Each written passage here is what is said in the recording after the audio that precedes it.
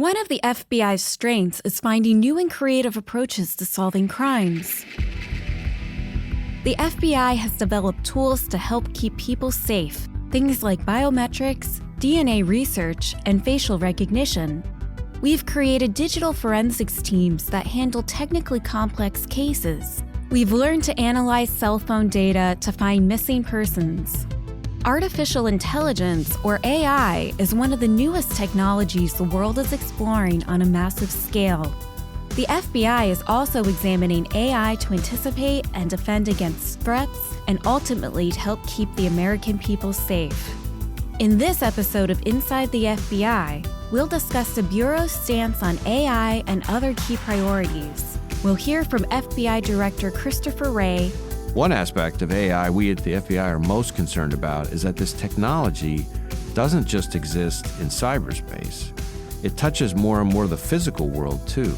And Brian Bondren, head of the FBI's Cyber Division. Cyber threats must be tackled as a team, and private sector organizations have a big role to play. I'm Ellen Ferrante, and this is Inside the FBI.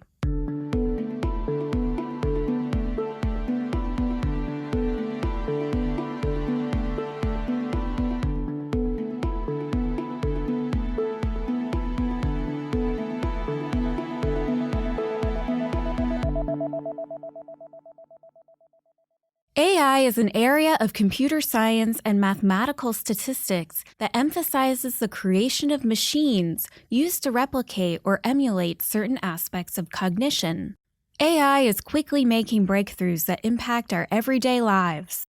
AI technologies are used anywhere from voice-assisted smartphones to precision medicine to agriculture.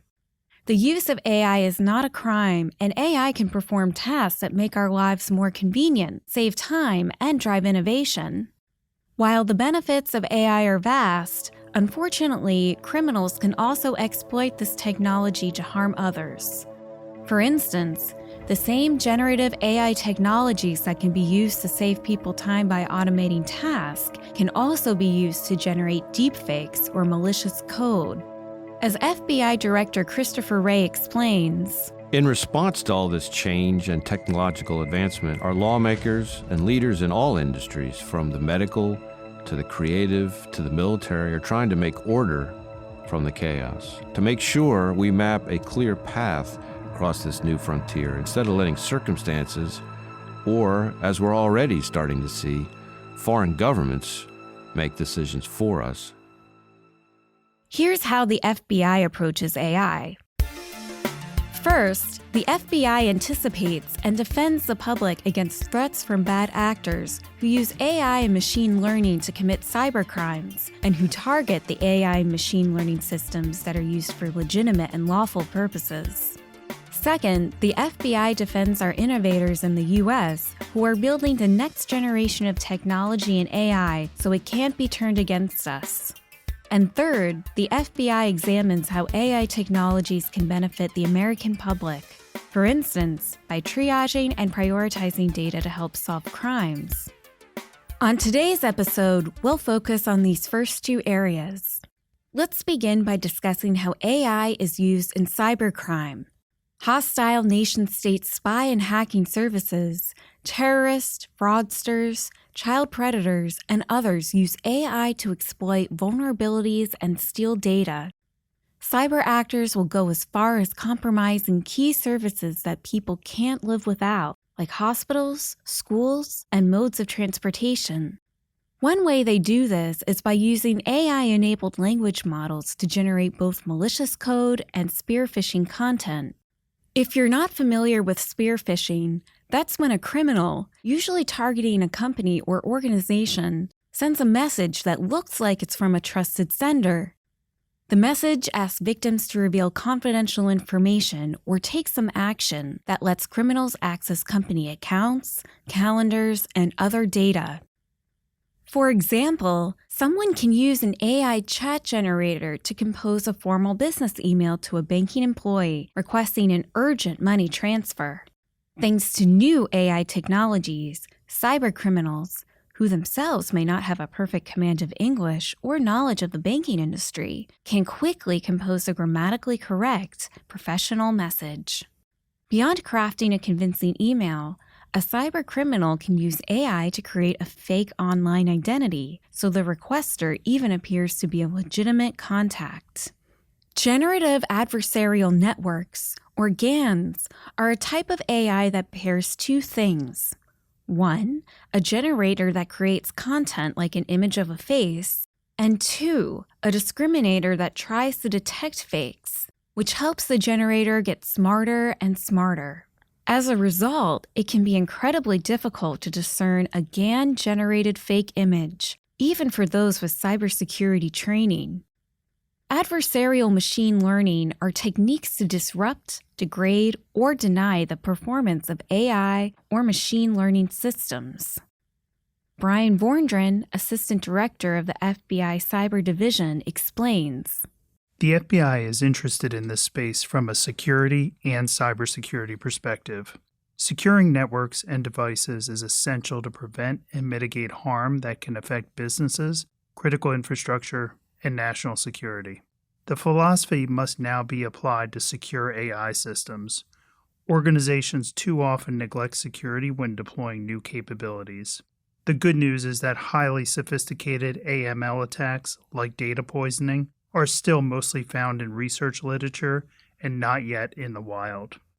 As public and private industry adoption of AI increases, the AML attack surface will correspondingly increase along with the potential physical and economic costs of a successful attack. Cyber criminals exploiting AI might also use a technique to dupe a biometric facial recognition system to steal state unemployment insurance benefits. And others may use machine learning models to conduct untraceable searching about topics like bomb making. The possibilities are increasingly wide-ranging and have the potential for devastating results. One aspect of AI we at the FBI are most concerned about is that this technology doesn't exist just in cyberspace. It touches more and more of the physical world too, where it's powering more and more autonomy for heavier and faster machines, unmanned aerial vehicles or drones, autonomous trucks and cars, advanced manufacturing equipment in small factories. The list goes on and on. Another way cybercriminals take advantage of AI is by creating fake accounts and posting content intended to sow discord and distrust in our society. Deepfakes are a well-known example of this. Deepfakes are highly convincing but fake images, voices, and videos that are now easily created by widely available AI tools. Years ago, it would have taken a lot of talent and resources to create deepfakes, but now almost anyone can create them. As AI gets better at writing code and finding code vulnerabilities to exploit, the problem is just going to grow. Those capabilities are already able to make a less sophisticated hacker more effective by writing code and finding weaknesses they couldn't on their own. And soon, as AI improves its performance compared to the best trained and most experienced humans, it's going to be able to make elite hackers even more dangerous than they are today. The second way the FBI looks at AI is as an economic espionage target of our foreign adversaries who are looking to get their hands on U.S. technology and undercut U.S. businesses. Our country is the gold standard for AI talent in the world, and that makes our AI machine learning sector a very attractive target. The Chinese government, in particular, poses a formidable cyber and counterintelligence threat on a scale unparalleled among foreign adversaries. Chinese companies with heavy government support are frantically trying to match U.S. AI capabilities. Because of the Chinese government's sway, the technology that private companies develop is at the regime's disposal. Two of China's biggest tech companies have already released large language models similar to one developed in the United States. China also has a hacking program that is bigger than that of every other major nation combined. For years, it has been stealing personal information from Americans and millions of others around the world, as well as innovations and technologies for its own economic and military gain. China feeds that stolen tech and data into its own large and lavishly funded AI program. As our adversaries look to exploit gaps in our intelligence and information security networks, the FBI is committed to working with our federal counterparts, our foreign partners, and the private sector to close those gaps. These partnerships allow us to defend networks, attribute malicious activity, sanction bad behavior, and take the fight to our adversaries overseas. Cyber threats must be tackled as a team, and private sector organizations have a big role to play.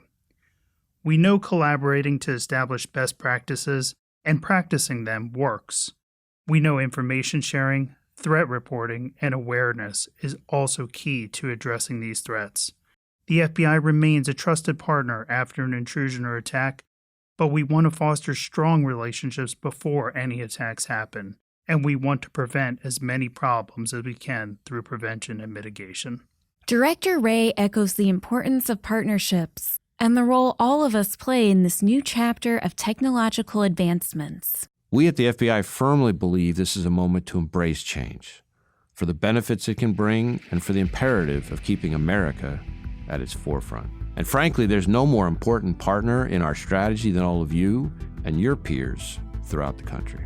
We're going to pursue our mission wherever it leads us, even when doing so requires mastering new domains and learning new technologies, because we wouldn't be doing our jobs if we didn't help you navigate these historic times safely and securely.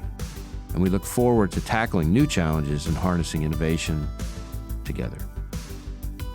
This has been another production of Inside the FBI. You can follow us on your favorite podcast player, including Spotify, Apple Podcasts, or Google Podcasts. You can also subscribe to email alerts about new episodes at fbi.gov/podcasts. I'm Ellen Ferrante from the FBI's Office of Public Affairs. Thanks for tuning in.